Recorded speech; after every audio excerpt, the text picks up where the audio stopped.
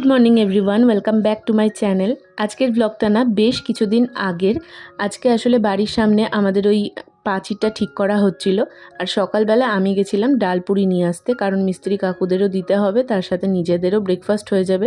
আর এখন যা প্রচণ্ড গরম, এই মেঘটা দেখেই বুঝতে পারছো ভিডিওটাও কিন্তু বেশ কয়েকদিন আগের। এর মধ্যে তো মেঘের কোনো দেখা সাক্ষাৎই নেই। রোজ দিন সকালবেলায় উঠে আমি একবার করে ওয়েদার রিপোর্টটা চেক করছি যে আজকে একটু বৃষ্টি আছে কিনা। দেখাচ্ছে তো নেক্সট সোমবার বৃষ্টি হবে, দেখা যাক। বৃষ্টি না হওয়া অবধি স্বস্তি নেই। আর আমার তো সকালবেলা উঠে সমস্ত কাজ কমপ্লিট করে নিয়ে তারপরে গেছিলাম ডালপুরি নিয়ে আসতে।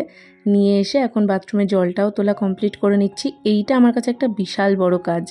গুড মর্নিং এভরিওয়ান, বাসছে এখন 10টা 20। আজকে সকাল থেকে ঝেপে বৃষ্টি হয়েছে, ফ্যান এখনো অবধি অফ আছে, কোনো গরমের তো বালাই নেই। এরম ওয়েদার যদি রোজ থাকতো কত ভালো হতো ভাবো।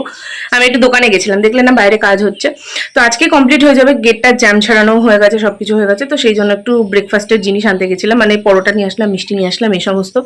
আর সকালবেলা যেহেতু পাওয়ার কাট হয়ে গেছিলো সেই জন্য জল ছিল না, তো জলটা এসে আগে দেখলাম দিয়েছে, ওটা আগে তুলে রাখলাম, মানে এইটা তোলা থাকলো মানে আমার নিশ্চিন্তি সারাদিনের নামে।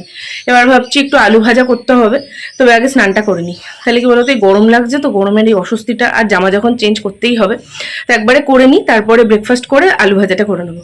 এই হচ্ছে এখনকার প্ল্যান, চলো দেখতে থাকো।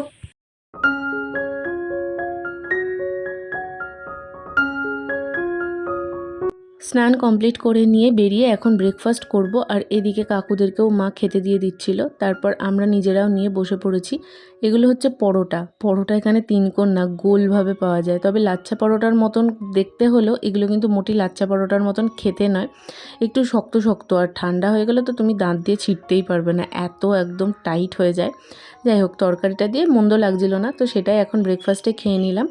খাওয়া দাওয়া কমপ্লিট করে জলখাবারের যে কটা থালাবাটি হয়েছিল সেগুলোকে একবারে ধুয়ে নিয়ে আসলাম, কারণ বাইরে কাজ হচ্ছে, বাথরুমটায় বারবার ওরা ব্যবহার করছে জল টলের জন্য, তাই বাথরুম ফাঁকা পাওয়াটা আজকে একটু চাপের।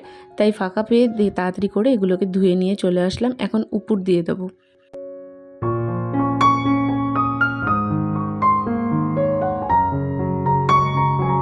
বাসন মেজে আনার সাথে সাথেই না এই বাসন রাখার র্যাকটায় আমরা তুলি না, কারণ জলের একটা দাগ পড়ে যায়, আর এগুলো তো স্টিলের, এরকম জলের দাগ বসতে বসতে না একটা বাজে দেখতে হয়ে যায়।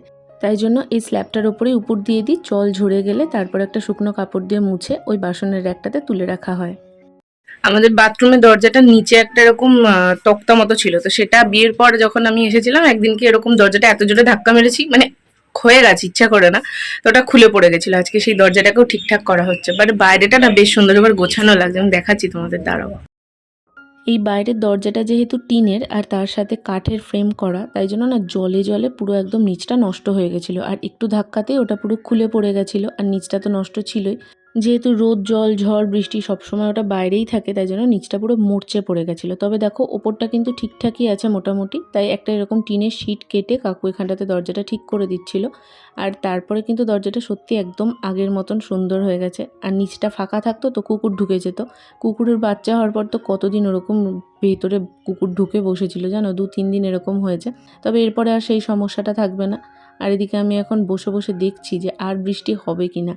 মেঘলা আকাশ দেখতে আমার খুব ভালো লাগে।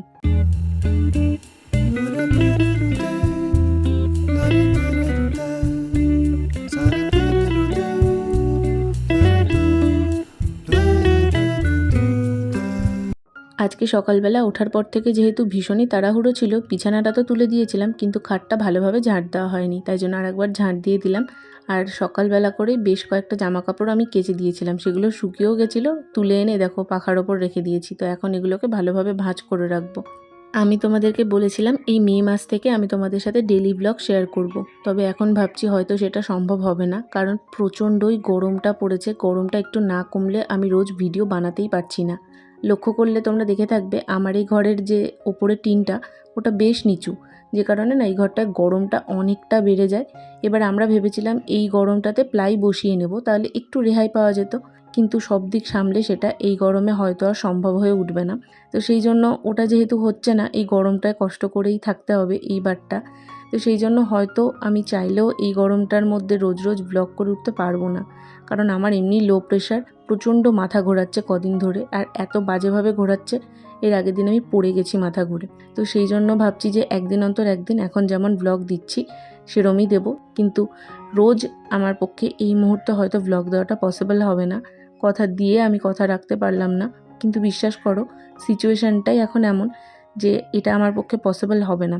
এই একদিন অন্তর একদিন ব্লগ করছি, সেটার পিছনেও যথেষ্ট কষ্ট হচ্ছে, কারণ ভয়েস ওভার দেওয়ার সময় তোমাদের যাতে কোনো প্রবলেম না হয় সেই জন্য ফ্যানটা অফ করে আমাকে ভয়েস ওভার দিতে হয়। আর এই গরমের মধ্যে একটা মিনিটও ফ্যান ছাড়া থাকা মানে কতটা কষ্ট সেটা আশা করি তোমরা ভালোই বুঝতে পারছো। তো এটাই হলো ব্যাপার, প্লিজ তোমরা একটু আমার পাশে থেকো, কেউ আমাকে ভুল বুঝো না। আর এখানে বিছানাটা গুছিয়ে নিয়ে মা আর বাইরে কাকুর জন্য করে নিলাম চা। এই গরমটা পড়ার পর থেকে আমি চা খাওয়া সকাল সন্ধে পুরোপুরি ছেড়ে দিয়েছি, আমার একদমই ভালো লাগছে না, শুধু জলটা খেতে ভালো লাগছে। আর আগের দিন তো তোমরা দেখেছো ফ্রিজটা চলে এসেছে, তবে দেখতে পাচ্ছ এখন কিন্তু এই ফ্রিজের স্পেসটা ফাঁকা, কারণ এই ভিডিওটা আগের ভিডিও, আমি তো তোমাদের বললামই। বাইরে চাটা দিয়ে আসলাম আর দরজাটা দিয়ে রাখলাম, কারণ মা তো ওদিকটায় কাজ করছে, আমাদের এখানে এখন এই গরমটায় না প্রচুর সাপ টাপ বেরাচ্ছে, সেই জন্য দরজা জানলা খুলে রাখতে না একটু ভয় ভয়ই করছে, তো সেই জন্য দরজাটা দিয়েই রাখলাম। এরপর ওই যে সকালবেলা তখন বাসনগুলো মেজেছিলাম, সেগুলো জল ঝরার পর এখন ওগুলোকে তুলে রাখছি।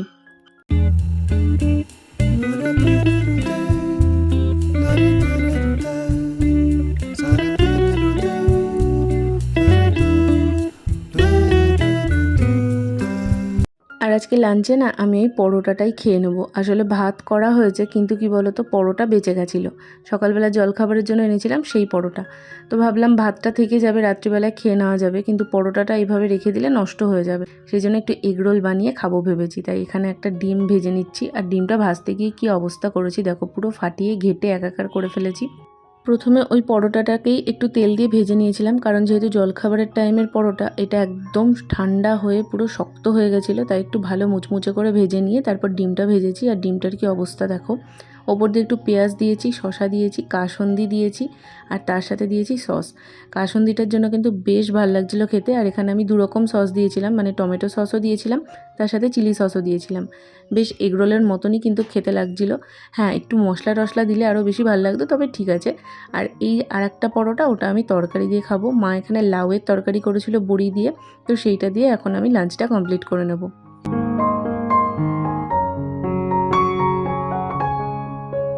Good evening. দুপুরবেলার পর একদম সন্ধ্যেবেলা তোমাদের সাথে কথা হচ্ছে। এখন বাজছে প্রায় ওই 7:30 মতন। রেডি হয়ে নিচ্ছি, বেরোতে হবে একটু, আসলে বাজার যাওয়ার আছে, মা আর আমি দুজন মিলেই যাব, তাই জন্য উঠেই আগে চটপট করে রেডি হয়ে নিলাম। সকালবেলা ওই যে বৃষ্টি হয়েছিল, তারপর থেকে কিন্তু ওয়েদারটা বেশ ঠান্ডা ঠান্ডা, এই জন্য বেরোনোর একটা ইচ্ছা আছে বলতে পারা যায়। না হলে এই গরমের মধ্যে আমার তো বাড়িতে পরার ওই জামা ছেড়ে বাইরের জন্য রেডি হতেই একদম ইচ্ছা করে না। তারপরে এখানে একটা নর্মাল একটা ক্রিম মেখে নিলাম মুখে, কারণ মুখটা না এই গরমকালেও দেখছি প্রচণ্ড বেশি ড্রাই লাগছে। তো ভালোভাবে ক্রিম অ্যাপ্লাই করে চুলটা একটু বেঁধে ওই কুর্তি নর্মাল একটা পরে নিয়েছিলাম, তারপরে দুজন মিলে বেরিয়ে পড়েছি। আর এখন না আমার বেশ টিপ পরতে ভালো লাগে। আচ্ছা, টিপ পরলে আমাকে ভালো লাগে নাকি টিপ ছাড়া ভালো লাগে অবশ্যই জানিও তো। আমার তো মনে হয় টিপ পরলে যেন মুখটা বেশি মিষ্টি লাগে। তো যাই হোক, চলো এখন মা আর আমি দুজন মিলে বেরিয়ে পড়বো। বাজারে টুকটাক কাজ আছে, সেগুলো সেরে আসার সময় ভাবছি একটু সিঙ্গাড়া বা চপ নিয়ে আসবো, আসার পর মুড়ি মাখা যাবে। বাচ্চা 8:10, দোকান থেকে আসলাম এইমাত্র, হলো প্রসাদ খাইয়ে নিয়ে আসা কমপ্লিট। এরপরে আর অতটা চিন্তা নেই, তবে হ্যাঁ ব্যথা তো হবেই। এখন সিঙ্গাড়া নিয়ে আসা হয়েছে, তো দেখি মুড়ি যদি খাই তাহলে মুড়ি দিয়ে খাবো। মা মুড়ি দিয়ে খাবে নাকি এমনি? তোমরা হয়তো বুঝতেই পারলে না প্রসাদ খাইয়ে নিয়ে আসার অর্থটা কি। আসলে মা আজকে পা কেটে একদম বিচ্ছিরি একটা কাণ্ড ঘটিয়ে ফেলেছে। আমাদের বাইরে যে বাথরুমের টিনের দরজাটা করা হয়েছে, সেটার নিচটা এতটাই শার্প ছিল, ওটাতে মার পায়ের 2টো আঙ্গুল পুরো বাজেভাবে ডিপভাবে কেটে গেছে। তো সেই জন্য একটা টিটানাস নিয়ে আসা হলো। ফোনে একটু কথা বলছিলাম, সেই জন্য মুড়ি খাওয়ার সময় আমার আর ভিডিও করতে মনে নেই। আর এই বাথরুমে আসলেই জানো না, শুধু টিকটিকির জ্বালায় না বাথরুমে ঢুকতেই আমার ভয় লাগে। তো এখন একটু গরম জল করা হলো, এবার তার মধ্যে একটুখানি সুথল দিয়ে দেবো, কারণ কোনো অ্যান্টিসেপটিক সেরকম নেই। তো সুথল দিয়ে দেখি ওটাকে একটু ওয়াশ করতে হবে। তারপরে আর আমার গোটা ঘরে শুধু দেখো জামা মেলা আর জামা মেলা। তো সুথল দিয়ে ওটাকে একটু মাকেই বললাম ওয়াশ করতে। আমার না মানে হাত দিতেই ভয় লাগে, এই সমস্ত পুরো মাংসটা না এরকম উঠে আছে, তো আমি হাত দিতে ঠিক পারবো না। আর এই ক্যামেরাটার আলোটার জন্য ক্যামেরাটা এরকম আসছে, আমি কী বলছি নিজেই জানি না। তুলো আমি কিছুটা এরকম বের করে রেখেছিলাম। আমার আসলে তুলো সেই বিয়ের পর একটা বড় বান্ডিলের রিন্টু কিনে দিয়েছিল, ঠিক আছে, কিন্তু সেই তুলো আমার না ঢালার কথা মনে থাকে আর না ব্যবহার করা হয়, ওয়েবসগুলোই ব্যবহার করা হয়। তো সেই হচ্ছে ব্যাপার। দুপুরবেলা যখন আমি ঘুমাচ্ছিলাম তখন দেখলাম পাটা দিয়ে প্রচণ্ডই রক্ত বেরাচ্ছে। সেই রক্তটা বন্ধ করার জন্য চায়ের পাতা দেওয়া হয়েছিল। চা পাতায় কিন্তু বেশ ভালো রক্ত বন্ধ করে, তো সেটা এখন ভালো করে পরিষ্কার না করে তো কিছুই লাগানো যাবে না। সেই জন্য ওখানটাতে একটু গরম জলের মধ্যে সুতল ফেলে দিলাম, ওটা দিয়ে মা ওটা ক্লিন করছে। আর আমি এদিকে একটা হেয়ার অয়েলকে ছোটো একটা কন্টেনারে ঢেলে দিলাম, কারণ বাইরের বাথরুমটাতে মাই ছোটো কন্টেনারে করেই তেল রাখে, মার সুবিধা হয়। আর মা তো শীত গ্রীষ্ম বর্ষা সবসময় মাথায় তেল দেয়, আমার আবার তেল দিলে প্রচণ্ড গরম হয়, মুখ চোখ মনে হয় ঘামতে থাকে। আর মা বলে তেল না দিলে মার গরম লাগে, যার যেটা অভ্যাস। তারপরে এখানে জামা কাপড়গুলো এখন ভাঁজ করে নেব। খাটের কর্নারটার অবস্থা দেখো, যতই ওটা পরিষ্কার করি আবার 2 মিনিট পর ওখানটাতে জামা কাপড় জড়ো হয়ে যায়। তো সেইগুলোকে এখন ঠিকঠাকভাবে ভাঁজ করে নিচ্ছি। সকালবেলার এইগুলো সব অগোছালো হয়ে আছে, আর ঘর না এরকম অগোছালো থাকলে আরও বেশি গরম লাগে, অস্থির লাগে আমার। বাড়িতে যদি কাজ হয় দেখবে খাটাখাটনি বলো বা এই টুকটাক কাজ বলো একটা নেক্সট লেভেলে থাকে। তো আজকে সত্যি সারাটা দিন ভীষণ ব্যস্ততায় কেটেছে, আর টুকটাক খোঁজখাজ করতে করতে কাজে শেষ নেই। আর এদিকে রিন্টু ভিডিও করেছিল, ওই টাইমে চলছিল ওদের ওখানে সেল, তো আজকে ভালো ভিড় হয়েছে, ওরও ভীষণ খাটনি গেছে সারাটা দিন। রাত্রিবেলাতে আমরা বিরিয়ানি অর্ডার করেছিলাম, কারণ আজকে সারাদিন এই খাটাখাটনির পর কারোর আর কিছু রান্না করতে ইচ্ছা করছিল না, আর অনেক দিন বিরিয়ানি খাওয়াও হয়নি, তো সেই জন্য অর্ডার করে দেওয়া হয়েছিল। রিন্টুই আসার সময় অর্ডার করেছিল, ও একবারে নিয়ে চলে এসেছে।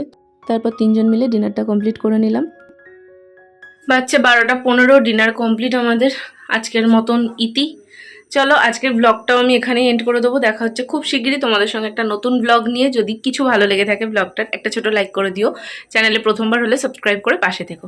টাটা।